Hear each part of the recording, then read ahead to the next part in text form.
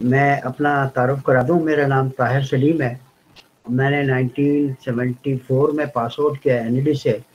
फिर 1980 में मैंने आईबीए से एमबीए किया और इलेक्ट्रिकल इंजीनियरिंग में मैंने पास आउट किया है, प्रोफेशनल इंजीनियर हूँ। और उसके बाद मैंने काफ़ी अर्सा कुछ अर्सा सीमेंस में इनके मेडिकल डिवीज़न में और कुछ अर्सा उसके बाद फिर सिंध एक्ट्रीज में बहुत अर्सा गुजारा, जो एक प्रोसेस केमिकल इंडस्ट्री थी जो सोडा है और सोडा बाइकार्ब बनाती थी। उस हवाले से काफ़ी मैंने एक्सपीरियंस गेन किया और वही मैं एक्सपीरियंस अब आपसे शेयर करना चाहता हूँ, जो भी मैंने इंफॉर्मेशन कलेक्ट की। और अगर हम लोग चाहें तो बहुत सारी चीज़ें, अगर मेंटेनेंस मैनेजमेंट सिस्टम अगर हम अच्छा बना लें तो हम 24 घंटे सोते भी रहें तो कोई मसला नहीं होगा। नहीं तो फिर जर्नली ये होता है कि हम 24 घंटे के मुलाजिम हो जाते हैं प्लांट के। तो उस हवाले से थोड़ा सा मैं प्रेजेंटेशन देना चाहता हूँ वहाँ पे। और मैं उसके बाद मैंने अपनी एक कंसल्टिंग फर्म बना ली है यूनाइटेड इंजीनियरिंग सर्विसेज के नाम से, क्योंकि वो कंपनी हमारी सिंध एल्कली जो है ना लिक्विडेट हो गई थी। और उसके बाद ये मैंने बना दी है और इसमें हम कोई टेक्निकल क्या कहते हैं इंफॉर्मेशन शेयर करने की कोशिश करते हैं। तो let's come to the screen presentation में। वो मैं MMS system means management system, maintenance management system.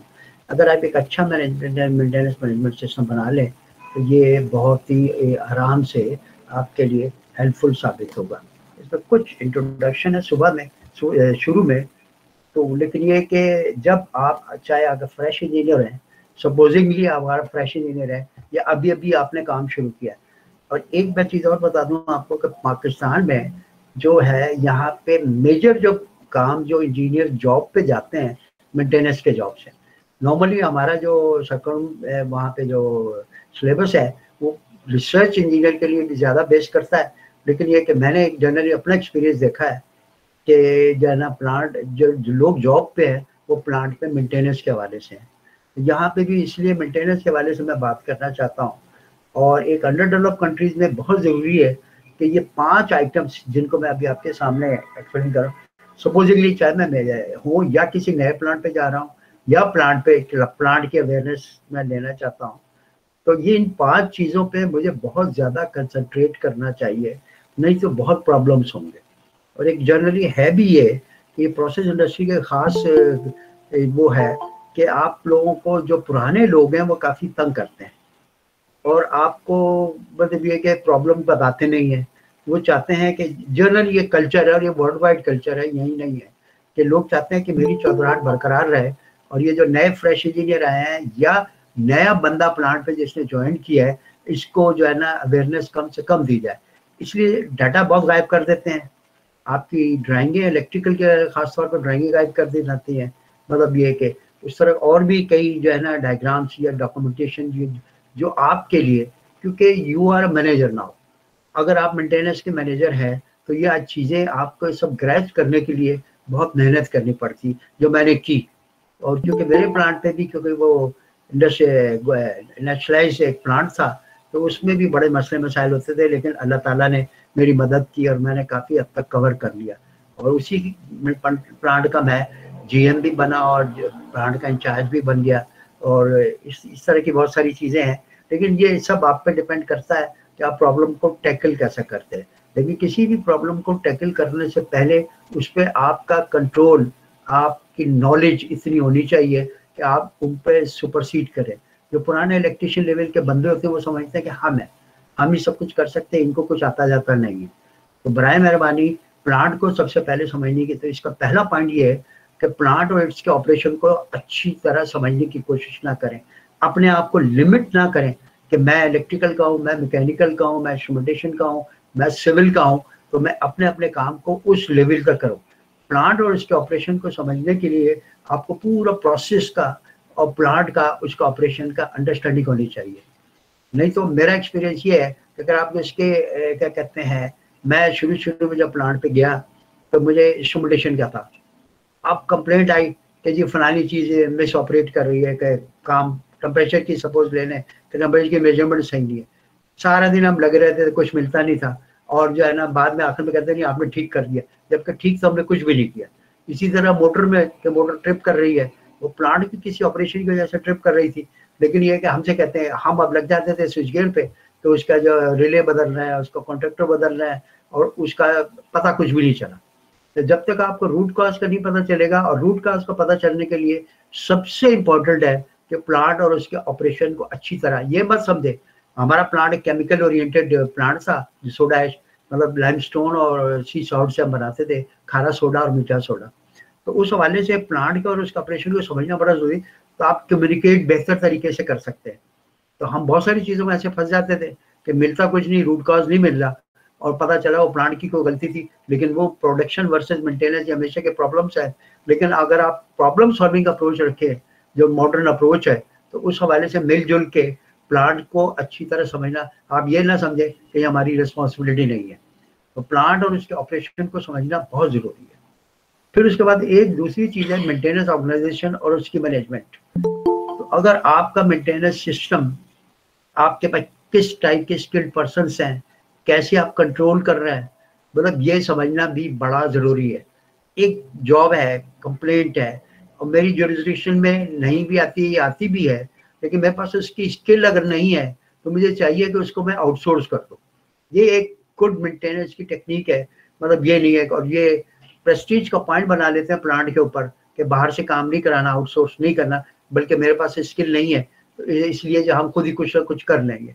तो उसमें बहुत सारे गलत काम होते हैं, और प्लांट को ज़्यादा नुकसान होता है, और प्रोटेक्शन और लॉस भी ज़्यादा होते हैं। मैं आपको ये भी बता दूं कि जैसे मैं नया नया प्लांट पे गया, तो जो पुराने लोग हैं, अगर प्लांट पे कोई कंप्लेंट है जो 1 घंटे में सॉल्व सकती है, अगर मैं वहाँ खड़ा हो जाऊँ हो जाता था, तो वो 8 घंटे तक सॉल्व भी नहीं होती। कि मेंटेनेंस पे एक बड़ा एक आम है कि जाने क्या कहते हैं, मैं देख रहा हूँ मेंटेनेंस की प्रॉब्लम मुझे मिली नहीं है, और आप हटेंगे वहां से तो वो आपको बताना नहीं चाहते हम कर क्या रहे हैं। तो उस हवाले से ये कि आपकी मेंटेनेंस की ऑर्गेनाइजेशन ऐसी डिवोटेड होनी चाहिए, आपको हर चीज बताए, उसके दिल में ये ना हो कि मेरी नौकरी चली जाएगी अगर मैंने इसको बता दिया किसी तरीके से। तो मुझसे तो मेरा स्टाफ तो ये कहता था कि आपका प्रॉब्लम सॉल्विंग अप्रोच, आपका प्रॉब्लम सॉल्व हो गया, आप आम खाएं, गुठलियां ना गिने, ये नहीं होना चाहिए। मेंटेनेंस में आपको आम भी खाने और गुठलियां भी गिननी पड़ेंगी, तो आप रूट काज पे जाएंगे, नहीं तो नहीं जा सकते। तीसरा पॉइंट है material resources, special emphasis on technical documentation and spare parts. ये तो बहुत ज्यादा प्रॉब्लम है। अब कंप्यूटर के आने के बाद ये किसी हद तक, उसके बावजूद भी कंप्यूटर में डाटा लोग फीड नहीं करते।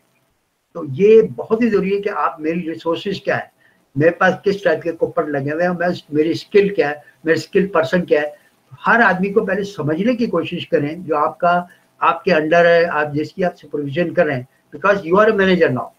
जिसकी आप सुपरविजन कर रहे हैं उसको ये देखें कि वो किसकी कैपेबिलिटी कितनी है, और उसको काम भी उसी हवाले से लें, ना कि ये अप्रोच नहीं होनी चाहिए कि ये बंदा काम नहीं कर सकता।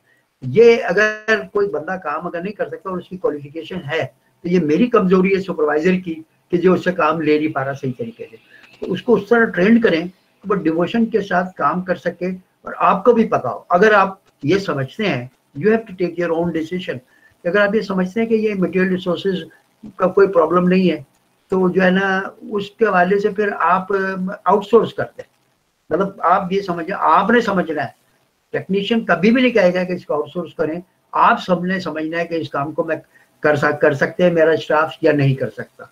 ये बहुत जरूरी है। ह्यूमन रिसोर्सेज फॉर मेंटेनेंस, वही बात है जो मैं 3 पॉइंट में भी है। मटेरियल के स्पेयर पार्ट्स आपके पास हैं या नहीं, स्पेयर पार्ट्स का अरेंज करना है, इन एडवांस करना है, और हर एक की अपनी एक जो है ना मेंटेनेंस हिस्ट्री होती है, उस हिसाब से आप उसके स्पेयर पार्ट्स भी स्टोर में रखने की कोशिश करते हैं। ये सारा ऑर्गेनाइज करना है। मेंटेनेंस इन्वेंट्री को भी प्रॉपर तरीके से करना पड़ता है। ये एक मेंटेनेंस मैनेजमेंट का एक बड़ा इंपॉर्टेंट पार्ट है।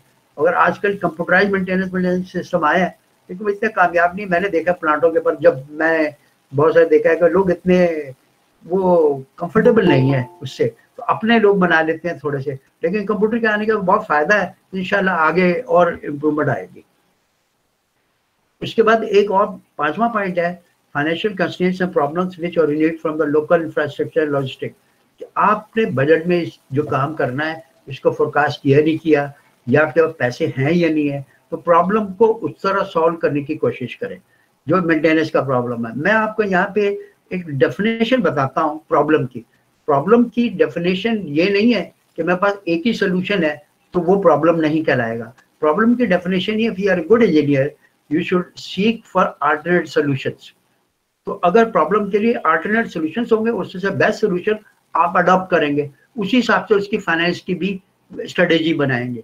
ये अगर आप एक छोटा सा स्टार्ट पे अगर सिस्टम को बना रहे हैं, तो ये सारा आपको, ये सारा आपके जहन में होना चाहिए कि इस तरह मैंने करना है।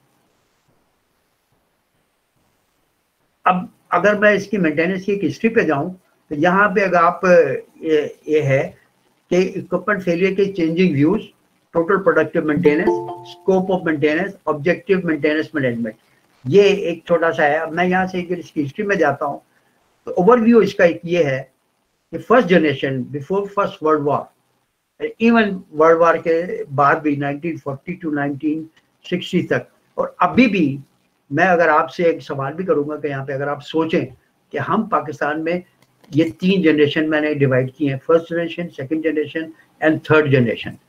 अब आप खुद अंदाजा कर लेंगे कि हम, मेरा एक पॉइंट ऑफ व्यू से कि क्या है, मैं अभी आपको बताता हूँ। पहले मैं थोड़ा सा इसको एक्सप्लेन कर दूँ कि फर्स्ट जनरेशन में fix it when it broke, second generation में higher plant availability, longer equipment life and lower cost, and third generation में higher plant availability and reliability, greater safety, better product quality, no damage to the environment, longer equipment life, greater cost, effectiveness। ये आपको बड़ा जरूरी है। आप खुद अब फैसला कर लें कि पाकिस्तान में, मेरे पॉइंट ऑफ व्यू से, जो प्राइवेट सेक्टर है अभी भी फर्स्ट जनरेशन में, और जो मल्टीनेशनल है वो किसी हद तक सेकेंड और थर्ड जनरेशन के दरमियान में है। और मल्टीनेशनल चूंकि उनको ग्लोबली कंट्रोल किया जाता है, तो इस हवाले से वो इस पे अडॉप्ट करने की कोशिश करते हैं। अब ये कहना, बहुत स्टाफ हमेशा ये कहता है कि जी ये थर्ड जनरेशन वाला कंसेप्ट अप्लाई नहीं कर सकते, ये बिल्कुल गलत है। क्योंकि आप देखें पाकिस्तान में भी जितनी मल्टीनेशनल है, वो थर्ड जनरेशन के कंसेप्ट को अडॉप्ट करने की कोशिश करें कि ग्लोबली वो कंट्रोल्ड है और ऊपर से उनको प्रेशर है, वो उन्होंने अडॉप्ट करना है और उसके फायदे भी हैं। ये एक छोटा सा मैंने यहाँ पे ये बनाया था कि फर्स्ट जनरेशन, अगर आप खुद फैसला कर ले पाकिस्तान अब कैसे, मेरे पॉइंट ऑफ व्यू से कि अभी भी फर्स्ट प्राइवेट सेक्टर तो पर्टिकुलरली फर्स्ट जनरेशन है, और जो इंडस्ट्रियल प्लांट पहले पब्लिक सेक्टर में थे, वो थोड़े बहुत सेकंड जनरेशन के कंसेप्ट पे अडॉप्ट करने की कोशिश करते थे, लेकिन हमेशा फेलियर रहा है उनका। चेंजिंग मेंटेनेंस टेक्निक्स में अगर आप ये देखें, तो फर्स्ट जनरेशन में तो ये होता था कि रिएक्टिव, सेकेंड वर्ल्ड वॉर के बाद जब इंडस्ट्रियल रेवोल्यूशन आया, तो ये चेंजिंग मेंटेनेंस टेक्निक्स बड़ी इंपॉर्टेंट हो गई। वो कर रहा क्या है, जब आप देखें कि रिएक्टिव मेंटेनेंस, चीज टूट गई, टर्बाइन टूट गई, टर्बाइन मेंटेनेंस बदलनी है, आपने वो काम कर दिया, तो ये है रिएक्टिव जनरेशन। और ये अप टू 60 तक हम कहते हैं कि एप्लीकेबल थी। सेकेंड जनरेशन में फिर आया प्रिवेंटिव मेंटेनेंस का कंसेप्ट, जिसमें schedule overall, system for planning and control work, big slow computer, preliminary database. तो डाटाबेस को कलेक्ट करके एक मेंटेनेंस की हिस्ट्री बनना शुरू हुई, और उसमें कुछ प्लानिंग करने की कोशिश की गई। फर्स्ट जनरेशन में कोई प्लानिंग नहीं होती, सेकंड जनरेशन में कोई प्लान मेंटेनेंस करने की कोशिश की गई है। और थर्ड जनरेशन का अगर आप देखें, condition monitoring, design for reliability and maintenance, hardware studies, small fast computers, failure modes and effective analysis, RCA, root cause analysis का निकालें, multi skill and team work. ये थर्ड जनरेशन जो अभी भी किसी हद तक, कंप्लीटली तो मैं नहीं कहता, मल्टीनेशनल पाकिस्तान की इंडस्ट्री में अडॉप्ट कर रही है इसके ऊपर। अब ये कंसेप्ट भी चेंज हो गया है कि जी प्रिवेंटिव मेंटेनेंस करें, या जाने क्या कहते हैं, मशीन की लाइफ इतनी है, वो अब मशीन लॉन्ग लाइफ है, तो अब उसके कंपोनेंट बदलेंगे और आप वो फिर वो नए की तरह, मतलब ये कि ये थोड़ा सा इसमें है यहाँ पे। Plant inventory record benefits of best practice maintenance management system. Accurate and comprehensive plant inventory and records are essential for implementing preventive and predictive maintenance planning to maintain machinery efficiency and effectively, avoiding routine maintenance problem, turning into extended downtime, avoiding making repetitive and costly mistakes, tracking patterns and trends in motors and equipment performance, continuously improving plant reliability and efficiency by eliminating purely performance equipment, predicting future capital expenditure, conducting cost analysis and comparison of maintenance for specific machine। ये कुछ points हैं जो बहुत ही, अब plant maintenance अगर आप करना चाहें, अब आप इसको how to develop and implement best practice maintenance management system, the objective the maintenance team पहले क्लियर कर लें करना क्या है। तो आपने सिस्टम की रिलायबिलिटी बढ़ानी है, लड़ना नहीं है। नॉर्मली प्लांटों में तो ये होता है कि सारी प्रोडक्शन और मेंटेनेंस आपस में लड़ाई, उसकी फॉल्ट है, ये उसकी फॉल्ट है, ये उसकी फॉल्ट है, और प्रोडक्शन आवर लॉस होते हैं आपके। साइट सेफ्टी प्रोसीजर इमरजेंसी, ये आजकल दुनिया में बहुत ज्यादा इसमें इंपॉर्टेंस दी जा रही है। Levels of responsibility and authority, including budgetary authority, the identification system for equipment, both equipment identifier and repair priority, responsibility and timing for condition monitoring and schedule maintenance, how work requests and equipment failures are prioritized, handled and tracked, record updating and reporting procedures and responsibilities, contracts and management, production and purchasing. ये सारी चीजें एक maintenance manager को करनी पड़ती है, ये इसका आपको बहुत ज्यादा ख्याल रखना पड़ेगा। रिपेयर प्रायोरिटी, अब आपने डिसाइड करना है कि equipment varies widely on factors such as value, operational cost and requirement for maintenance, impact of failure on the production process, environment, safety, and neighborhood goodwill. You need to consider the impact of failure on each factor and determine a repair priority system accordingly. Evaluating the repair priority for each piece of equipment and recording its priority status in the plant. Inventory is fundamental to a best practice maintenance system. The lack of a comprehensive yet simple priority system can result in a confusion, too many emergencies, and out of control maintenance. अब ये इसमें एक बहुत important, मैंने तो देखा है कि स्टोर में सालों चीजें पड़ी हैं, कभी संभाली नहीं हुई। तो ये अब आपने डिसाइड करना है कि किस चीज की कब जरूरत पड़ सकती है।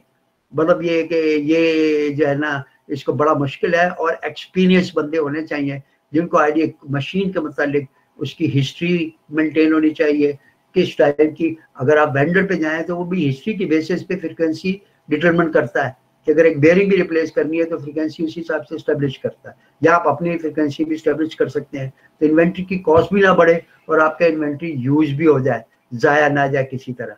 तो प्रायोरिटी रिपेयर करना है या इक्विपमेंट को चेंज करना है। अब रिपेयर प्रायोरिटी में आपको देखो, मतलब मैं एक छोटी सी अगर आपका एग्जांपल देता हूँ कि अगर एक मोटर है मेरी और वो तकरीबन कोई 5-6 दफा रिवाइंड हो गई है, तो मुझे ये चेक करना चाहिए कि अगर कैपिटल कॉस्ट वाली मोटर है तो उसमें तो बड़ी मोटर है, अगर छोटी मोटर है तो उसकी एफिशिएंसी डाउन होती है। इसी दफा भी वाइंड हो गई उसकी एफिशिएंसी डाउन होती जाएगी। अगर ऐसी क्रिटिकल कंडीशन में, इससे मतलब है कि मैं डाउन एफिशिएंसी पे प्रोसेस को चला रहा हूँ तो मेरी कॉस्ट ऑफ इलेक्ट्रिसिटी बढ़ जाएगी, और वो अगर मैं नई मोटर ले लूँ तो कॉस्ट ऑफ इलेक्ट्रिसिटी फिर अगर नॉर्मली इसकी एफिशिएंसी 80 to 85% होती है स्टैंडर्ड मोटर्स की, अगर उसकी एफिशिएंसी आ गई है 60-65 पे, आप ये कैलकुलेट कर सकते हैं, मैं आपको बता भी सकता हूँ।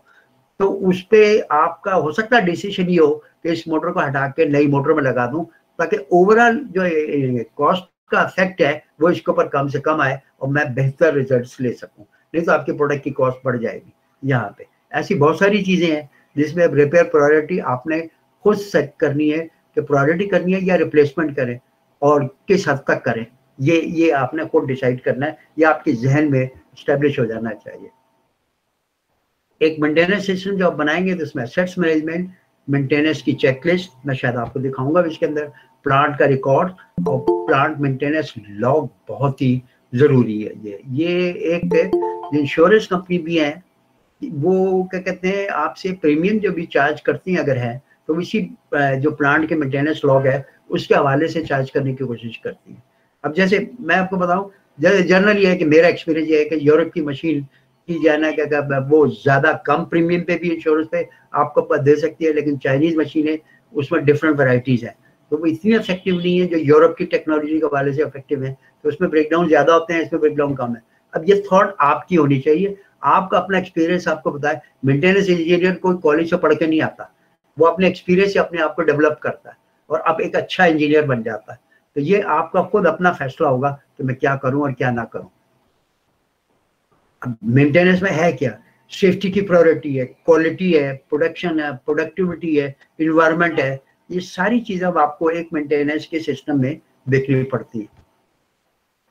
Efficiency of investment, physical, technical, human, organisational, managerial, economic and financial, ये वही 5 पॉइंट है तकरीबन, मतलब कि जो इसी तरह ये भी एक 5 पॉइंट है जिनका मैं अच्छा मैनेजर होने की थी। Analysis of maintenance cost, direct maintenance cost, अगर एक मेंटेनेंस मशीन पे डायरेक्ट मेंटेनेंस कॉस्ट भी होती है और इनडायरेक्ट मेंटेनेंस कॉस्ट।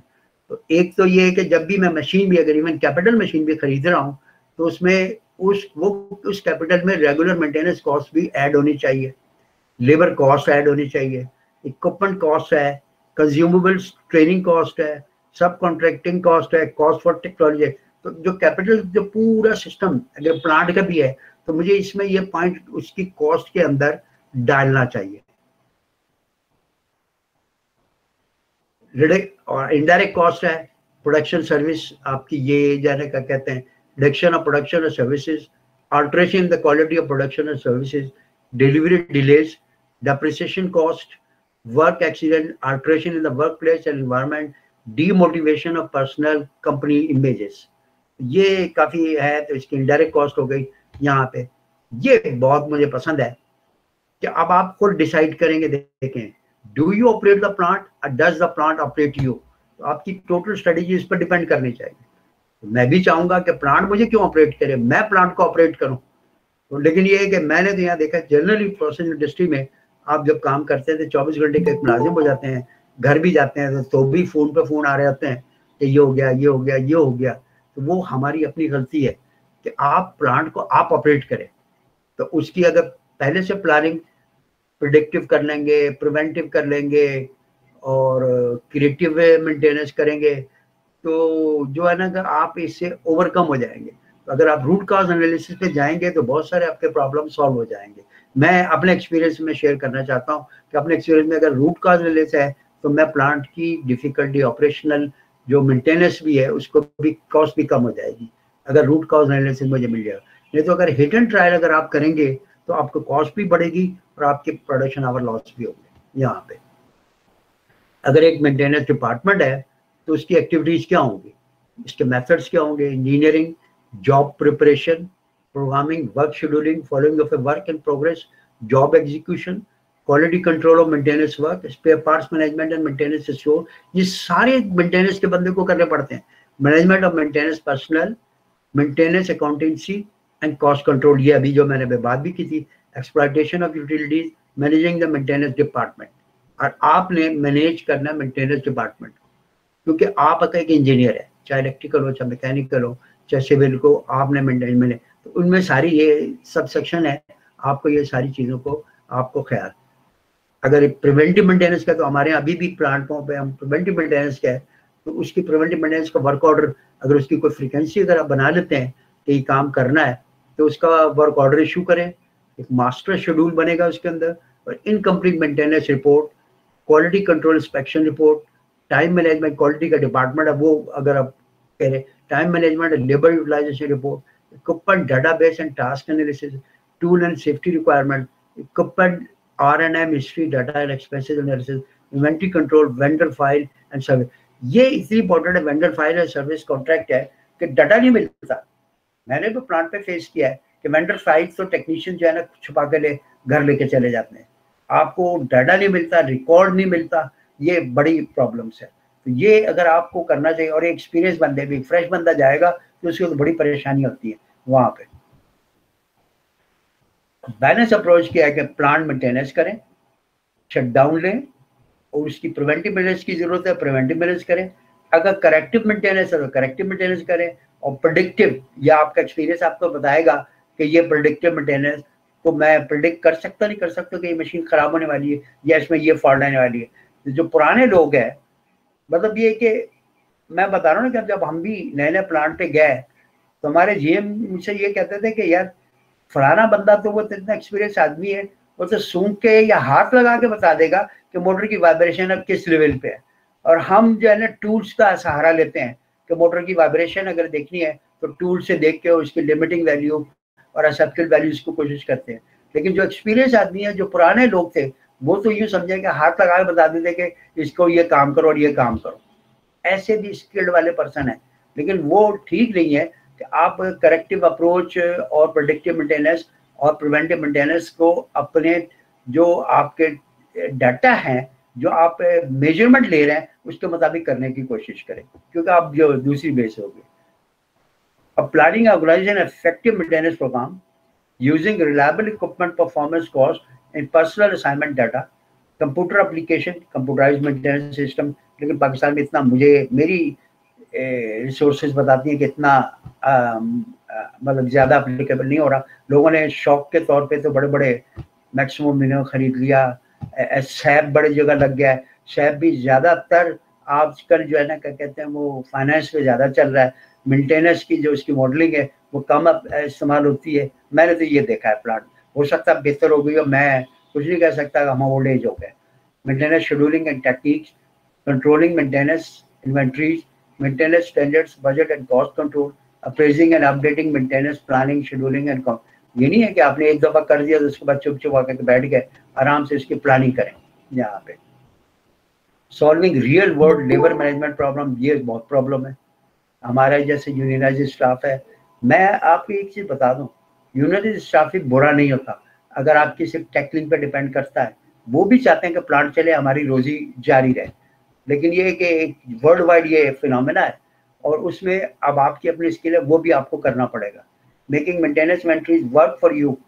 अब ये जो मेंटेनेंस की इन्वेंट्री है इसकी कॉस्ट भी ज़्यादा नहीं होनी चाहिए। इन्वेंट्री कंट्रोल के तो बहुत, आप वैसे भी गूगल में जाए तो आपको बहुत लिटरेचर भी इसका में मिल जाएगा। आपका मिनिमम मैक्सिमम लेवल क्या है स्टोरों में रखा जाए। इम्प्रूविंग योर कम्युनिकेशन स्किल्स, ये बहुत इंपॉर्टेंट है कि आपकी कम्युनिकेशन स्किल अपने स्टाफ के साथ और हायर मैनेजमेंट के साथ अच्छी होनी चाहिए। यहाँ पे maintenance planning, assignment and scheduling techniques, और ये कम्युनिकेशन स्किल की एक एग्जांपल मैं आपको बता दूँ आपको। जब क्या कहते हैं मतलब ये कि अब पता नहीं हमारा भी मतलब ये कि मैं जब IBM में एक बिजनेस एंड लेबर लॉ का एक कोर्स कर रहा था IBM में, तो उस जमाने में मैंने अपने प्लांट पे काम कर रहा था। एक दफा यूनियन का लीडर मेरे पास आया और उसने कहा कि फलाने काम का क्या हुआ। मुझे गुस्सा आ गया। मैंने उससे कहा मुझे क्या पता, इंडस्ट्रियल रेगुलेशन ऑर्डिनेंस भी पढ़ा थे 1968 का। मैंने कहा इनकी तो लिमिटेशन है, ये लेबर है। तो उन्होंने, मैंने उसे कहा कि जी क्या कहते हैं आप कौन होते मेरे से पूछने वाले, मेरे बॉस से पूछे जाके। इस चीज को लेके वो मेरी जान के दर पे हो गए और बहुत, और उसी मतलब ये अल्लाह ताला की मेहरबानी, उसने इज्जत भी दी प्लांट के पर मुझे बहुत ज्यादा। तो हमारे बेसिकली यहाँ पे गलती मेरी कम्युनिकेशन स्किल्स की थी कि मैंने कम्युनिकेशन स्किल को उस तरह नहीं इस्तेमाल किया कि जिस तरह करना चाहिए, और मैंने साफ साफ जवाब दिया कि मेरे से क्यों पूछ रहे हो। तो अगर मैं उसको मुतमईन कर देता तो कोई मसला भी नहीं था। चूंकि वो नॉन क्वालिफाइड और अनपढ़ लोग ज्यादा होते हैं तो उनकी टेक्निक बड़ी कम्युनिकेशन स्किल में बड़ा जरूरी है। यहाँ पे बहुत जरूरी है अगर आप प्लांटों पे काम कर रहे हैं। अपने आप को अलग से बिल्कुल ना समझे, वो भी आपके प्लांट का पार्ट है और आप भी उसी प्लांट का पार्ट है, तो वो इस हवाले से आपने करना है। Maintenance planning, assignment and scheduling techniques, ये अब आपने करना है। Motivation your staff, appraisal and approving maintenance performance, क्योंकि बहुत ये झगड़ा बहुत होता है कि आप जाने क्या कहते हैं काम करते हैं, प्रोडक्शन वाले आपसे सेटिस्फाइड नहीं होते, वो कहते हैं ये गलत है, ये गलत है, ये गलत है। तो ये एक अच्छा माहौल पैदा करने की बड़ी सख्त जरूरत है। Maintenance planning, scheduling and control, managing the maintenance organisation of today and tomorrow, क्या हो सकता है और क्या नहीं हो सकता। अब मैं यहाँ पे एक छोटी सी कुछ एग्जांपल देता हूँ। प्रपोज MMS में आपकी मेंटेनेंस हिस्ट्री एक सेंटर होनी चाहिए, तो इसमें सारी चीजें आनी चाहिए, repair, inspection, overall production requirement, system availability, preventive maintenance, repairs maintenance, protective maintenance and corrective maintenance, ये सारी चीजें इसके अंदर आनी चाहिए। यहाँ पे अगर आप ये देखें मेंटेनेंस सिस्टम फ्लो डायग्राम आपने एक बनाया है यहाँ पे, अगर आप इसमें अगर आप देखें तो अगर एक डिपार्टमेंट है जो मेंटेनेंस मैनेजमेंट डिपार्टमेंट अगर मैं बना देता हूँ तो उसके बाद एक डाटा मेरे पास होनी चाहिए। तो एक बनना चाहिए मास्टर मेंटेनेंस शेड्यूल। अच्छा यहाँ एक चीज और मैं बता दूं, आप अभी आगे शीटें आएंगी, NFPA 70B अगर आप देखेंगे तो वो मेंटेनेंस के वाले से काफी गाइडेंस आपको अच्छी देता है। मैं उस पर भी कुछ करने की कोशिश करूंगा कि NFPA 70B पे कुछ काम कर लें, मतलब ये कि उस पर मैं एक प्रेजेंटेशन दे दूं। तो बहुत उसमें मतलब ये कि जो उसकी कार्ड्स हैं, वो जो डिफरेंट जॉब कार्ड्स वगैरह है, वो टेक्निक्स हैं, वो बहुत अच्छी हैं उसके हवाले से। अब इसको आप दो हिस्सों में अगर आप डिवाइड कर लें, एक मास्टर मेंटेनेंस शेड्यूल और एक है स्पेसिफिकेशन शीट, जो मास्टर कार्ड एक बनेगा। तो बड़ी प्रॉब्लम्स है कि स्पेसिफिकेशन शीट बड़ी जरूरी है, और उसको अगर आप तीन, ये बड़े एक प्रोसेस इंडस्ट्री है तो तीन होते हैं कि इंस्पेक्शन जॉब, अगर इंस्पेक्शन की टीम अगर आप अपने डिपार्टमेंट में बना लेते हैं, फिर एक लुब्रिकेशन बहुत इंपॉर्टेंट है, और फिर एक मेंटेनेंस जॉब कार्ड है। तो इसके कार्ड भी एक अलग अलग आप रखे जा सकते हैं। अब उसमें डिफरेंट वैरायटीज आ सकती हैं। ये रिपोर्ट करेंगे हेड ऑफ द इंजीनियरिंग को, मतलब ये उसके बाद मेंटेनेंस मैनेजमेंट सिस्टम को इसका रिकॉर्ड चला जाएगा और आगे ये फीडबैक हो जाएगा डिपार्टमेंट को। ये एक छोटी सी चीज है, एक कार्ड है, यहाँ पे फ्लो डायग्राम उसका हमने बनाया है यहाँ पे। और आगे आप देखें इसकी एक्टिविटीज क्या होगी। शेड्यूल मेंटेनेंस, तो शेड्यूल मेंटेनेंस में तो आपको पूरी प्लानिंग करनी पड़ेगी। Develop work preparation, issue job card, execute job by HOD, feedback to MMS department, ये वापस जाएगा। एक ऊपर life history sheet, preparation of MIS sheet, management information sheet. और अनशेड्यूल मेंटेनेंस भी आ सकती है, एक प्लांट चल रहा है, कोई एक्टिविटी आ गई तो उसमें तीनों चीज हो सकती है। प्रिवेंटिव, प्रेडिक्टिव, करेक्टिव को आप उसे कोऑर्डिनेट कर ले। डेवलप वर्क प्रिपरेशन, हर काम को पहले वर्क डेवलेशन, इश्यू जॉब कार्ड, और काम पे जो जॉब अपने डिपार्टमेंट प्लांट पे बंदे लगाने वो बहुत इंपॉर्टेंट है। और इसकी भी फीडबैक खाली मेंटेनेंस मैनेजमेंट सिस्टम के स्टाफ के पास जानी चाहिए ऊपर डिपार्टमेंट में। और एक चीज मैं और ये भी आप एक बता दूं कि जनरली मैंने तो ये देखा है कि मेन स्ट्रीम से बंदे को हटाने के लिए उसको ये टेक्निकल डिपार्टमेंट या मेंटेनेंस मैनेजमेंट सिस्टम के डिपार्टमेंट में डाले ताकि उसको ठुडा लाई लगा दिया जाए। ये गलत है। मेंटेनेंस मैनेजमेंट का जो डिपार्टमेंट है वो बहुत ज्यादा इंपॉर्टेंट, वहाँ सीनियर मोस्ट और ज्यादा जो एक्सपीरियंस बंदे उनको लगाना चाहिए मेरे पॉइंट ऑफ व्यू से। ये अब ये लुब्रिकेशन का एक चार्ट है, लुब्रिकेशन में क्या क्या वो कर सकता है कि वो टॉपिंग भी कर सकता है, रिप्लेसमेंट भी कर सकता है। एक तो शेड्यूल होती है और एक चेंज करना होता है, तो टॉपिंग भी कर सकता है और चेंज भी कर सकता है। और उसकी ये सारी क्या कहते हैं, इसी तरह ये इंस्पेक्शन की एक्टिविटीज हैं। या अगर आप ये देखें एमएमएस डिपार्टमेंट ये सारा कंट्रोल करेगा। तो एक इसकी रेगुलर इंस्पेक्शन शीट बनेगी, शायद आगे अभी स्लाइड भी आ जाएगी। रेगुलर इंस्पेक्शन शीट बनेगी, उस शीट के मुताबिक इसकी इंस्पेक्शन होगी, तो उसकी कंडीशन आप प्रेडिक्ट करेंगे कि ये कि क्या इसकी कंडीशन है। तो अगर जरूरत है प्रिवेंटिव मेंटेनेंस की या प्रोएक्टिव मेंटेनेंस की, तो आप पहले से डिपार्टमेंट के ये करेंगे यहाँ पे। और ये इसी तरह का एक हमने एक ऑर्गेनाइजेशन चार्ट डेवलप किया है कि इसका हेड ऑफ डिपार्टमेंट मैनेजर होना चाहिए इसका, और उसमें फिर इलेक्ट्रिकल मैकेनिकल दोनों के बंदे अलग अलग होने चाहिए जो अपनी अपनी उसको चीज को देखें और आपस में कोऑर्डिनेशन भी करें यहाँ पे। ये कुछ फॉर्मेट सैंपल्स हैं जिसमें मैं ये देखें कि ये हमने एक जगह प्लांट पे किया था, और उसमें ये देखें ये इंस्पेक्शन शीट है, और उसमें डिफरेंट है noise, vibration, temperature, alignment, leakage, और ये सारी चीजें हम कर सकते हैं यहाँ पे। ये इंस्पेक्शन जॉब कार्ड है और ऊपर उसका डाटा है कि कब किया और कब नहीं किया। अगर आप डिटेल में देखेंगे तो बहुत कुछ आपको पता चल जाएगा। यहाँ पे हिस्ट्री कार्ड है, ये हिस्ट्री कार्ड आपका मॉनिटरिंग कार्ड आपका पूरा कि क्या हुआ, क्या प्रॉब्लम हुआ, तो उस मेंटेनेंस की, इंस्पेक्शन की, तो सबका ये शटडाउन हुआ, अनशेड्यूल शटडाउन है या शेड्यूल शटडाउन लिया, ये सारी चीजें आपको करनी पड़ेंगी। इसके बाद ये लुब्रिकेशन का कार्ड है कि उसमें क्या है अपने एक्टिविटीज की, तो लुब्रिकेशन किस तरह की जाए यहाँ पे ये। और ये कि देखें प्रिवेंटिव मेंटेनेंस कार्ड फॉर एक ब्रेकर का है, तो इसमें सारे जो इसेंशियल चेकलिस्ट है वो इसके अंदर इंक्लूड है। ये मैंने खुद बनाई है अपने एक्सपीरियंस के मुताबिक।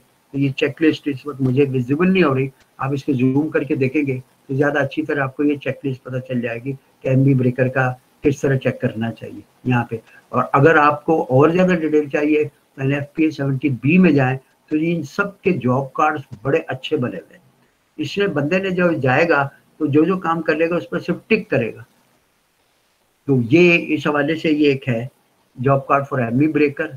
उसके ये मोटर का है। अब मोटर पे जैसे मैं आपको बता दूं, बहुत इंपॉर्टेंट है कि मोटर का अगर एक नो लोड करंट कितना है, अगर नो लोड करंट लिमिट से ज़्यादा एक्सीड कर रहा है तो आप उसी बात से उसे डिसीजन ले सकते हैं।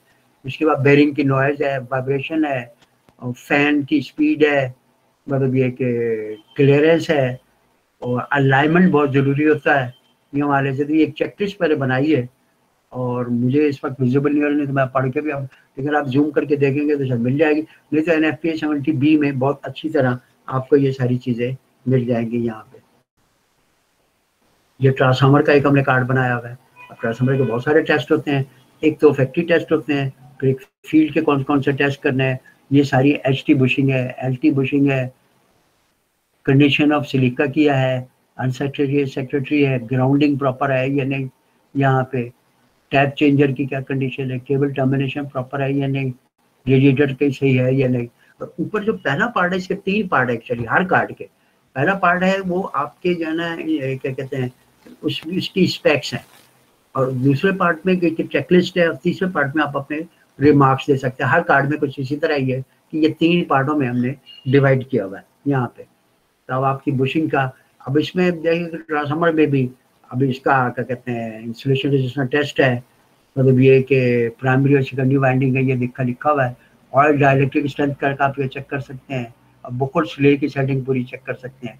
ये थोड़ा सा विजिबल है इसलिए मैं आपको बता रहा हूँ, और ये काफ़ी ज़रूरी है। नहीं तो ट्रांसफार्मर के और भी वेक्टर ग्रुपिंग टेस्ट होते हैं, ये फैट में होते हैं या फैक्ट्री में होते हैं यहाँ पे, लेकिन हाइपर टेस्ट भी आप कर सकते हैं। एक कमीशनिंग के लिए अगर आप मेंटेनेंस के लिए आपके पास आए तो आपकी उसके अगर आप मेरी इस वीडियो पे जाएंगे, procedure for testing and commissioning, वो आपको इससे कोरिलेट करके बहुत हेल्पफुल साबित हो गया। उसके अंदर मैंने हर चीज़ की, जैसे कि इंसुलेशन रेजिस्टेंस टेस्ट कैसे करें, हाइपर टेस्ट कैसे करें, और उसके बाद क्या कहते हैं आगे CTPT की टेस्टिंग कैसे करें, इसमें भी CTPT की टेस्टिंग कैसे, सिंपल वर्कशॉप में सारी चीज़ें हो सकती हैं। और उसके लिमिट्स वैल्यू IEC के कोड के मुताबिक दी हुई है। केबल की पावर केबल की टेस्टिंग कैसे करें, और स्विच गेयर की टेस्टिंग कैसे करें।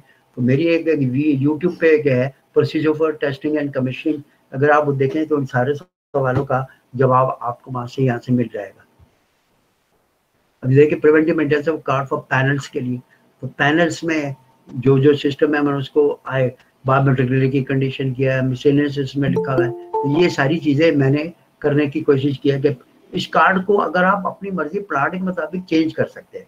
तो पहला पार्ट इसका यही है कि जिसके अंदर स्पेसिफिकेशन है, सेकंड में चेकलिस्ट है, और थर्ड में रिमार्क्स है। ये हर एक में फिलॉसफी यही रखी है मैंने। ये running inspection job card for Motors का मैंने एक बनाया था, यहाँ पे डेवलप किया था यहाँ पे। उसके बाद ये तो एक जर्नल एक मेंटेनेंस की आपके जहन में डालना है कि मेंटेनेंस की फंक्शंस क्या होने चाहिए और मुझे किस लेवल तक अपने आप को प्रिपेयर करना चाहिए। अब कंप्यूटराइज मेंटेनेंस का एक छोटा सा मैं इंट्रोडक्शन देता हूँ यहाँ पे, ये भी आपको यहाँ पे पता चल जाएगा कि कंप्यूटर इसी सारी चीज़ों को कि मैं कंप्यूटराइज करूँ। तो अब मैनुअल सिस्टम की क्या द प्रॉब्लम है वो मैं आपको बता देता हूँ। The problem associated with training people to be disciplined enough to maintain the machine maintenance system, that is to input the data to the system. Yeah. The fact required by supervisor, managers in the organization and documentation of the system, trade groups reluctance to become involved in paperwork. Generally ये होता है, मैं अपने आप का plant का भी बता दूं कि हम लोग हमारा प्लांट जो था फेडरल केमिकल एंड सेमिक कॉर्पोरेशन के अंडर में था। बड़े बड़े कंसल्टेंट आते थे, कई लोग आते थे, बड़ी कोशिश की उन्होंने कि आपको ज़्यादा डॉक्यूमेंटेशन करें, जो भी काम करें उसका डॉक्यूमेंटेशन करें। लेकिन होता ये था उस डॉक्यूमेंटेशन के अंदर दूसरे दिन हमें स्टाफ से जवाब ये मिलता था कि आज मुझे सारा दिन मैं सारे 8 घंटे तक मैं पेन ढूंढता रहा, कागज़ ढूंढता रहा, तो मुझसे लिखा नहीं गया, मैं सिस्टम को समझ नहीं सका। और इसी तरह के एक बिल्कुल ही गलत किस्म के वो जो है ना रिमार्क्स देख के और अपनी जान छुड़ा लेते। अब जारी बात है public relation public industrial part में उसमें जो है ना उस तरह के एक्शन भी आप नहीं ले सकते जिस तरह के यूनियन अगर स्टाफ है। तो वहाँ पे trade groups reluctance to become involve in paper work, वो कहते हैं बस काम करा लो, रूट काज पे मत जाओ। हमेशा जितने भी प्लांट पे आप जाएं तो हमेशा ये कहते हैं काम करा लो। The first unit with the acquisition and compilation of meaningful data and statistics from the system. The maintenance है क्या मैं कहूँ, what does the CMS do compared to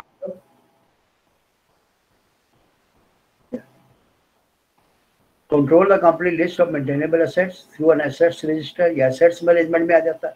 Control accounting of assets, purchase price and depreciation rates, schedule plant preventive maintenance, routine control preventive maintenance, or control the issues and the documentation of the plant, organize the maintenance personnel database including shift work schedule. Schedule calibration of gauges and instrument, control portable appliances testing, assets and maintenance project management, provide maintenance budgeting and costing statistics, control maintenance inventory store, management requisition and purchasing, process condition monitoring reports, provide analysis tool for, ये computer maintenance system सारी चीज़ें अगर आपने उसके सही और इसका जो रिटर्न है वो अगर आप यहाँ पे देख लें, पढ़ लें, मोस्ट रिस्पोंडेंट रिपोर्टेड सम और significant benefit result of their CMS implementation. However, a significant proportion between 20 to 40% of the respondents either were unable to identify any benefits or reported no benefits. Overall, a significant 20% respondent rated their CMS implementation as poor. Generally, इसकी मतलब ये कि लोग इससे used to नहीं है अभी. Overall, it would appear that conducting BPR seems to increase the chances of successful implementation, although on its own still not increasing the chance of success above. Statistical analysis of response showed no clear correlation between the conduct of other usual changes management activities stated in the CMS implementation and the perception of implementation success. अब हम जो return expect कर सकते हैं, however the factor factored by the respondent is being important but obtaining management commitment, selecting the correct CMMS, ये बहुत ज़रूरी है कि आप correct CMMS लें. मैं आपको बता रहा हूँ कि मेरा एक्सपीरियंस ये है कि लोगों ने करोड़ों रुपए खर्च करके सैप भी लगा लिया, जिसका मेंटेनेंस शेड्यूल का इस्तेमाल इतना नहीं हो रहा. वो बहुत ही मतलब ये है. और भी बहुत सारे हैं, मतलब वो अभी आ जाएंगे यहाँ पे किसी पे. In contrast, these currently considering replacing or updating the CMS places a far higher emphasis on selecting the correct CMMS. The most common CMS in use by respondent were Maximo, MP2, SAP and MIMS. अब latest मुझे अभी नहीं पता, और भी बहुत सारे आगे होंगे, लेकिन पहले ये ज़्यादा मशहूर थे. Most CMS were seen as being relatively easy to use, with the exception of SAP, and SAP was also considered by some to be functionally poor. In terms of the perception of success, maximum implementation was generally seen as successful. मैंने भी यही देखा है. While SAP users were divided, it appears that you either love SAP or hate it. इसमें training की बड़ी सख्त जरूरत है. अब अगर आप ये देखें, ये एक चार्ट, एक सर्वे है, अगर आप इसमें देखें तो SAP टॉप पे ऊपर है.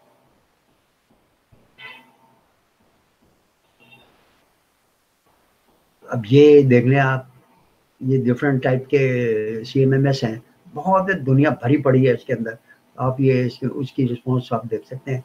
यहाँ पे ये गूगल में जाएं तो आपको वहाँ पे भी बहुत सारी मतलब ये कि, लेकिन ये कि मसला ये है कि मोस्ट इम्पॉर्टेंट है कि रिस्पॉन्स में total availability of local support, compatibility with previous CMS software, don't know, ease of implementation, ये ज़रा लो लेवल पे, ईज ऑफ यूज़, जर्नल, इसमें ट्रेनिंग की बड़ी सख्त जरूरत होती है. ये करना बड़ा ही जरूरी है. यहाँ पे देखें, अब ये के छोटी सी है, maintenance is heavily dependent on skilled and special trade process. ये पुअर सिस्टम है. Maintenance is recognised by management as an integrated essential part of production. No records are kept और much of the equipment history is inside people heads. ये जो हमारा culture है कि हर चीज़ अपने लोग कहते हैं कि मेरे पास ही रहे, चाहे मेरी चौधराहट किसी तरह खत्म ना. तो मॉडर्न कंसेप्ट है जो वेल मैनेज हुआ. The maintenance focus is upon making equipment available through increased reliability. It is impossible to estimate maintenance cost. There is an emphasis on analysis of the reason for downtime. ये बहुत जरूरी है कि आप जब तक realise नहीं करेंगे ये कोई चीज भी. High levels of maintenance related overtimes are being work. Generally लोग पाकिस्तान में तो है ही, नॉर्मल टाइम में काम नहीं करना, ओवर टाइम में काम करना. There is a commitment to plan work, motivational aspect बहुत जरूरी है यहाँ पे. There is emphasis on training. Training में इसलिए मोटिवेशनल एस्पेक्ट को अगर आप उनको ट्रेन कर देंगे कि अच्छी मेंटेनेंस कैसे करेंगे तो वो करेंगे. Maintenance proceed by management as a necessary evil. Continuous improvement programs are in place. The greater amount of maintenance man hour is spent on unplanned work. ये हमारा कल्चर है इस वक्त पाकिस्तान में. Operators are involve in the maintenance, क्योंकि जो practically operators है वो ज़्यादा अच्छी तरह आपको एडवाइस कर सकते हैं कि इसका कैसे काम किया जाए, क्या प्रॉब्लम है. अब ये टिपिकल मॉड्यूल्स हैं, asset management, preventive maintenance, procedure, library control, ये कंप्यूटराइज्ड मेंटेनेंस में है. Plant work order generation, view outstanding work, maintenance personal database, stores acquisition, statistical data and reports. अब इसमें बहुत सारी चीज़ें लिमिटेशंस भी आ जाती हैं. जैसे हमारा एक गवर्नमेंट का प्लांट था, तो उसके अंदर फिर वो स्किल हम नहीं ला सकते थे, बाहर से रिक्रूट नहीं कर सकते थे जो रिक्वायरमेंट है. उसके लिए भी जारी बात है, फिर आपने कुछ ना कुछ तो अल्टरनेट अरेंजमेंट करना है. तो वो अब आपका अपना डिसीजन होगा अगर आप ज़्यादा एक्सपीरियंस है. और एक ये बहुत मिसकंसेप्शन है कि लोग, जब हम कहते हैं कि लोग, अगर आप अच्छे मेंटेनेंस सिस्टम के लिए कुछ कॉस्ट इन्वॉल्व होगी और उसके सेविंग के फैक्टर ज्यादा है, उसका वेट ज्यादा है, लोग समझते हैं कि मेंटेनेंस वाले तो पैसे खा रहे हैं। और थर्ड वर्ल्ड कंट्रीज में तो है भी यही, इसलिए मेंटेनेंस वाले कम ही समझे जाते हैं कि ये पैसा खाते हैं, और प्रोडक्शन वाले जी हम तो प्रोडक्शन दे रहे हैं। अगर मेंटेनेंस अच्छी नहीं होगी तो प्रोडक्शन भी ज्यादा नहीं होगी, प्रोडक्शन और गिर जाएगी, जो हमारे प्लांट पे हमारे साथ हो चुका हुआ है। तो कॉस्ट को, आप मेंटेनेंस की कॉस्ट को कर्टेल ना करें। हमेशा भी जब भी बजट पे काटा जाता है तो मेंटेनेंस की कॉस्ट को, उसमें जो भी आप प्रपोजल्स देते हैं, और उसकी भी एक बेसिक वजह यह है कि हाई अप्स ज्यादातर नॉन टेक्निकल बैरिक्रेट्स होते हैं, तो वो जो है ना, उनको इतना अंदाजा, तो टेक्निकल बंदा अगर ऊपर होगा तो उसका आइडिया होगा। तो हमें भी उसी हिसाब से ये सारा करना चाहिए। Develop annual, biannual, quarterly, monthly, weekly maintenance schedule, issue job card, monitoring of the job, recording of the data, ये बहुत जरूरी है यहाँ पे। Provide data for corrective maintenance, distribution data to concern department, preparation of management information system, distribution for MIS report to different department. Technical audit में feedback of the inspection before a failure occurs, अगर किसी machine का मैं technical audit करता हूँ। Breakdown reporting event for the critical, qualitative reporting, documentation, updating of drawings, segregation of activities of maintenance and inspection. और इसमें जो ड्राइंग्स की अपडेटिंग है, मेरा एक्सपीरियंस ये है कि लोग फील्ड पे काम करके चले जाते हैं, ड्राइंग की अपडेटिंग नहीं करते। जब दूसरा आदमी जाएगा तो उसको पता ही नहीं होता कि इसमें कुछ चेंजेस हो चुकी हुई है। तो ये बड़ा जरूरी है कि सिस्टम को डेवलप करना पड़ेगा कि जो भी अपने चेंजेस किए हैं। मेरे प्लांट पे भी था कि लाइनों का नहीं पता था कि पानी की लाइन है, गैस की लाइन है, ये किसी फ्लूइड की लाइन है। मतलब ये कलर भी, मतलब जिसके कलर स्टैंडर्ड होते हैं वर्ल्ड वाइड, मतलब ये कि इसी तरह इलेक्ट्रिकल में भी यही था। बट ठीक है, हमने ठीक कर दिया, मोटर घूम गई है, बस आप चुपचाप बैठे रहे कमरे के अंदर। Unplanned stoppage, non-existing functional inspection group, feedback to the higher management, availability of information and documents। ये छोटी सी एक प्रेजेंटेशन है, इसमें बहुत डिटेल में भी हम आप जा सकते हैं। अगर आपके पास कोई क्वेश्चन हो तो हम बात कर सकते हैं।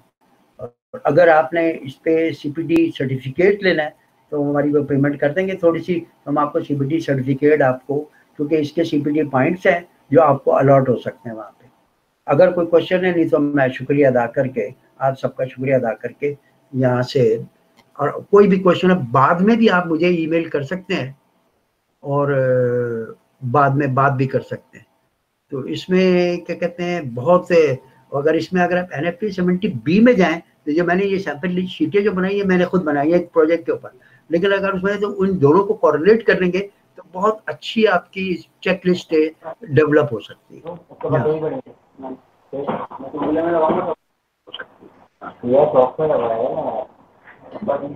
अस्सलाम वालेकुम। वालेकुम सलाम बेटा। वकास बदर साहब बोल रहे हैं। जी जी बिल्कुल। सबसे पहले तो बहुत अच्छा लगा कि ये सेशन करा और बड़ी इंफॉर्मेटिव रहा ये सेशन। अच्छा सर, इसमें मुझे एक क्वेश्चन है, आवाज आ रही है सर? जी जी आ रही बोले। अच्छा सर, क्वेश्चन ये है कि मॉडर्न अप्रोच जो हमारी जो मेंटेनेंस की है वो क्या होनी चाहिए? मतलब प्रिडिक्टिव से हम ज़्यादा फोकस करें या प्रिवेंटिव से? प्रिवेंटिव में सर असल में कॉस्ट का बड़ा इशू आता है हमें, मतलब प्रैक्टिकली जो मैं बता रहा हूँ कि मतलब हमें बजट वगैरह जो होता है हमारा बड़ा कंस्ट्रेंट होता है बजट का, तो इसको किस तरह कोप अप करें? देखें, प्रिवेंटिव मेंटेनेंस अब एक ओल्ड कंसेप्ट हो गया है। जो मॉडर्न अप्रोच है वो थर्ड जनरेशन वाली है, जो मैंने आपसे बात की है, जिसमें कंडीशन मॉनिटरिंग और उसके बाद करेक्टिव मेंटेनेंस आप करते रहें। मतलब ये एक इंस्पेक्शन वाला डिपार्टमेंट आपको बहुत इंपॉर्टेंट होना चाहिए कि आप प्रिवेंटिव मेंटेनेंस तो शेड्यूल जनरल जो है ना, जो वेंडर भी आपको डाटा देता है प्रिवेंटिव मेंटेनेंस में, वो ये ज्यादा काम नहीं आता, क्योंकि हमारे एनवायरनमेंट चेंज है यहाँ पे वो अब यूरोप में करे, कुप्पट है यूरोप का है, तो अपने एनवायरनमेंट के हिसाब से सारी चीजें आती हैं। तो ठीक है, उनकी कैपेबिलिटी है, हमारे बंदे जनरली अगर यहाँ पे जो मल्टीनेशनल्स हैं वो थर्ड जनरेशन के कंसेप्ट को इन्वॉल्व करने की कोशिश करते हैं, जिसमें कुछ एडअप भी हो गए, कॉस्ट तो बढ़ेगी। अगर आप प्रिवेंटिव मेंटेनेंस करते हैं कॉस्ट तो बढ़ेगी, मेंटेनेंस की कॉस्ट बढ़ेगी, लेकिन उसमें आप सेफ्टी और इन्वायरमेंट के भी कंसेप्ट आ गए। तो जो अच्छा मेंटेनेंस मैनेजमेंट है वो थर्ड जनरेशन वाला कंसेप्ट है कि जिसमें कंडीशन मॉनिटरिंग भी हो और वो उसमें, लेकिन अब ये क्रिटिकलिटी ऑफ द इक्विपमेंट के हिसाब से आपने देखा है कि मैं किस हद तक कैपिटल कॉस्ट इन्वेस्टमेंट करके कंडीशन, जैसे अब एक ट्रांसफार्मर भी है, अब ट्रांसफार्मर में आप कंडीशन मॉनिटरिंग कर लें, लाइफ लॉन्ग आपका चलता रहेगा, कोई मसला ही नहीं है उसके अंदर। इसी तरह मोटरों में भी यही है, वो फिर आपके ब्रेकडाउन आवर्स कम हो जाएंगे। तो अगर आप इसकी फाइनेंशियल एक फिजिबिलिटी बनाएंगे तो उसकी इसकी फिजिबिलिटी बना के आप साबित कर सकते हैं कि जो कॉस्ट मैं इस पे लगाऊं उसके बेनिफिट ज्यादा है। तो ये अगर आपको देखना है कि फाइनेंशियल फिजिबिलिटी प्रोजेक्ट एनालिसिस में, जिसमें डिस्ट्रीब्यूशन कॉस्ट एनालिसिस का कंसेप्ट आता है कि अगर आप एक कॉस्ट आज इतनी लगा रहा है, इसकी इतनी लगा रहे हैं, तो नेट रिटर्न उसमें सेविंग मुझे आपको डिटरमाइन करना पड़ेगा कि सेविंग कितनी है, उस सेविंग के हिसाब से फिर कॉस्ट जस्टिफाइड तभी होगी। अगर हम अब इंजीनियर होकर अगर आगे जो प्रपोजल देते हैं वो कट ऑफ इसलिए हो जाता है कि हम उसकी जो है ना वो देने में क्या कहते हैं फेल हो जाते हैं कि इसका बेनिफिट क्या है, तो वो कभी भी आपको मना नहीं करेगा। अब ये हो गया है कि यहाँ पे कभी कंट्रोल एनवायरनमेंट हो गया है कि सेफ्टी की भी बातें करें। अच्छा, गवर्नमेंट के डिपार्टमेंट इतने ज्यादा हैं, मतलब जैसे इलेक्ट्रिकल इंस्पेक्टेड ऑफिस वगैरह है, पब्लिक के सेफ्टी के, लेकिन वो कुछ काम नहीं करते ना, उनकी टेक्निकल नॉलेज इतनी ज्यादा है। ये मैं बिल्कुल क्लियरली आपको बता रहा हूँ, आपको खुद ही डेवलप करने पड़ेगा, अपने आप को डेवलप करें और ऊपर लेके आए, ना कि खाली जी मैं तो मिनट, तो टेक्नीशियन ना बने, इंजीनियर बने। और कोई सवाल? अस्सलाम वालेकुम सर। वालेकुम सलाम। मजहर बात कर रहा हूँ सर, कैसे खैरियत है? सर आप खैरियत से? ठीक ठाक है जी सर, अल्हम्दुलिल्लाह। सर आपके सेशन में वैसे अटेंड करता रहता हूँ, डीएचए में जो आपका, मैं अभी कहीं में हूँ सर। अच्छा अच्छा। हाँ, तो माशाल्लाह आप बहुत, मतलब आपसे काफी लर्निंग होती है आपके सेशन से, और मतलब काफी सीखने को मिलता है। हम भी आपसे जी लर्न सर, करते हैं। Thank you. अच्छा सर, ये पूछना था मुझे, जिससे आपकी स्लाइड शेयर कर सकते हैं आप हमें? बिल्कुल, आपको ये YouTube पे मिल जाएंगी। ये थैंक यू सर, रिकॉर्डिंग होती है तो YouTube में मैं आपको सारी रिकॉर्डिंग मैंने YouTube पे डाल दी है। अच्छा सर, एक चीज और थी कि इन फ्यूचर आपके कुछ है इस तरह के, क्यों अभी तो कोरोना के चक्कर में सब कुछ बंद हुआ है, तो सेशन ऑनलाइन कुछ है आपकी पाइपलाइन में? अभी भी पाइपलाइन में, जैसे मैं अब आपको बताऊं कि 26 तारीख को 4 बजे मैं इंटरनेशनल लेवल पे कर रहा हूँ पावर क्वालिटी पे, जिसमें हार्मोनिक डिस्टॉर्शन के सॉल्यूशंस और क्यों हार्मोनिक डिस्टॉर्शन हो रहा है उसकी बात करनी है। बेहतरीन सर, ये तो बहुत जबरदस्त सेशन है। तो आप 4 बजे का उसकी रजिस्ट्रेशन करा लें, आपके पास आ गया होगा फ्लायर। चलिए, आ गया होगा तो सर मैं बिल्कुल कर लूंगा। ठीक है सर, बिल्कुल बिल्कुल, ना हो तो उस वक्त फोन करके बताओ, हम अरेंज कर लेंगे। चलिए सर, मैं आपको 4 बजे वो इंटरनेशनल है, IEEE USA का रीजन 10 है, तो इंटरनेशनल हो रहा है सारा ये। थैंक यू, इंशाल्लाह सर। इंडियन है, कोई रिन्यूएबल एनर्जी पे बात करेगा, उसके बाद मेरी है। चलिए। अच्छा सर, एक चीज और भी थी कि आप लोग ये रिन्यूएबल एनर्जी या अल्टरनेट एनर्जी के ऊपर भी कुछ अगर कोई सेशन अच्छा सा हो जाए। बहुत सारे कि मेरे यूट्यूब चैनल पे जाएं तो उसमें बहुत सारी फोटोवोल्टाइक सेल पे बहुत ज्यादा दिया हुआ मैंने कि उसको कैसे सेलेक्ट किया जाए, क्योंकि मार्केट में सारे जो बेचने वाले हैं नॉन टेक्निकल है, तो बैटरी का सिलेक्शन है, पीवी का सिलेक्शन है, कैसे किया जाए, थोड़ी सी बेसिक इन्फॉर्मेशन आज यूट्यूब चैनल पे जाए, सब्सक्राइब तो होंगे आप। जी, तो आप उसमें देखें, यूट्यूब चैनल आपको मिल जाएगी पीवी की। अच्छा सर, इसका एक वो भी तो होता है ना, क्या कहते हैं, कैलकुलेशन शीट होती है, उसमें आप अपनी लोड की कैपेसिटी और लोड टाइप और वो चीज डाल दे तो आपको आउटपुट निकाल के दे देता है कि आपके पास कैलकुलेशन हम चाहते हैं कि आप लोग खुद करें, आप वेंडर को देंगे तो वो कभी सही नहीं होगा। मतलब बिल्कुल सर, वो तो हमें चूना लगाएगा। वेंडर को अपना साथ ना बनाए, मेरी ये आपसे दरखास्त है। जी, ठीक है सर, थैंक यू, बहुत शुक्रिया सर आपका। नहीं, बहुत बहुत शुक्रिया आपका अटेंड करने का। ओके सर, अस्सलाम वालेकुम। अच्छा सर इसमें और एक चीज ऐड करनी है। सर इसमें जॉब कार्ड आपने दिखाए थे कुछ जॉब कार्ड में प्रेजेंटेशन। जी, वो काइंडली अगर वो भी शेयर कर दें तो आपको स्लाइड में मिल जाएंगे, अगर आपको ना तो मुझे मेल कर देना, मैं बेटर फॉर्मेट में। और मैंने आपको कहा ना कि ये जितने हैं, ये मैंने तो एक क्या कहते हैं सीमेंट प्लांट पे हमने काम किया था, तो उसके वाले से किए थे सारे ये, तो वो उसमें मैंने अपना एक्सपीरियंस भी शामिल किया था। आप NFPA 70B याद रख ले, उसके अंदर बहुत सारे ये सैंपल है। सॉरी रिपीट कीजिएगा। NFPA 70B कोड है। NFPA B 70 B for boy. Okay sir, okay, ठीक है sir, thank you sir. Thanks a lot. आइंदा भी अगर आपके जहन में कोई क्वेश्चन है तो आप मुझे मेल कर सकते हैं, विदाउट एनी कमर्शियल एस्पेक्ट्स हम बात कर सकते हैं। Sure sir, sure. Thank you sir. शुक्रिया बेटा आप सब लोगों का। Thank you sir, Allah Hafiz. Allah